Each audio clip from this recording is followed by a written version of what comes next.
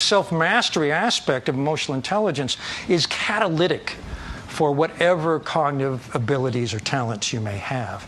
Now, the second two elements of emotional intelligence have to do with what's called the social brain. The social brain is actually quite newly discovered.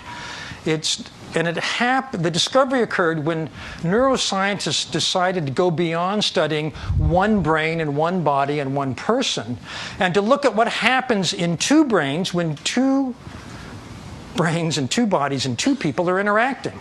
And they discovered circuits they didn't even know existed. They discovered that the brain is designed to connect. We're wired to connect with the social brain of the other person. It's the only part of human anatomy that is designed to attune to and regulate itself according to the internal state of the other person. The first big breakthrough was something called mirror neurons. Mirror neurons were discovered one day when some Italian neuroscientists were mapping the motor cortex of a monkey. And they're doing single-cell recordings. And one afternoon, they were watching a neuron which only fired when the monkey raised its arm. And one day, the cell fired, and the monkey hadn't moved. The monkey's arm hadn't moved. And then they realized what was going on. It was a hot day, and a lab assistant had gone out to get an ice cream cone. And every time he took a lick, the neuron in the monkey's brain for doing that fired. That's what mirror neurons do in our brains. Turns out that we have a diffuse set array of neurons that elicit and activate in us a mirror image of what the other person is doing, feeling, or intending. And this is what allows us to synchronize interactions. This is what lets all of the tacit decision rules that let an interaction go smoothly occur without our having to think about it. The social brain operates on the unconscious level, beneath consciousness. But it tells you when a conversation is about to end. In a room, when you've got a group trying to make a decision, social brains know the moment before someone announces it that we've got a consensus here, because we're reading everyone else's nonverbals all the time. And then somebody says, oh, I guess it looks like this, and everybody nods, and then you can leave. But it's done by the mirror neurons. Another thing that's very important, they find, is that this means there is an emotional subtext to every human interaction. No matter what's going on explicitly, tacitly, we're making each other feel a little worse or a little better, or a lot worse or a lot better at this silent level. They looked at top leaders in many different organizations, people who were identified by some hard metric within the organization that they're in top 10%. And they watched how they interacted with other people. And they found, interestingly, those most effective leaders laughed 3 times more. Both people, there was laughter 3 times more in that interaction than the mediocre leaders.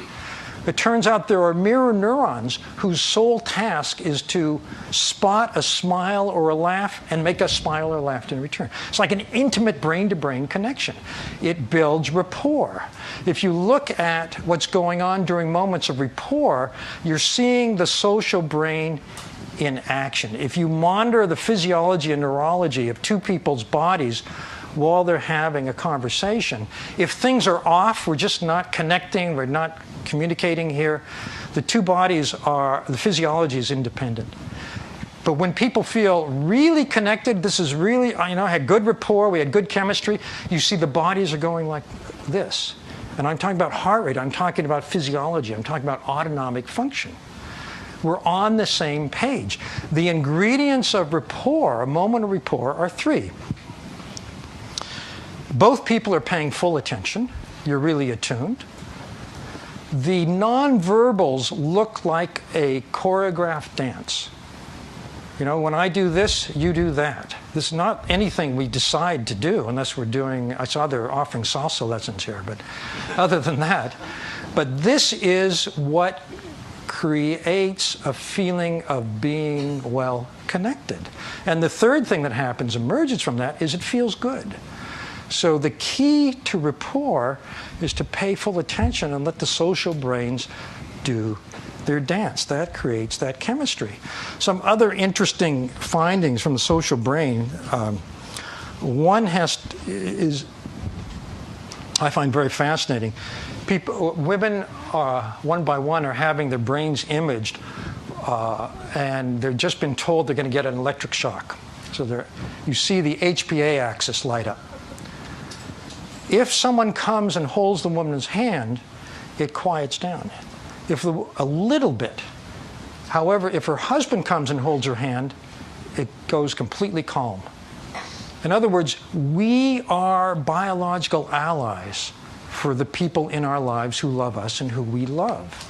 Your mere presence for someone who you care about, who's distressed, does something inside their body which is helpful.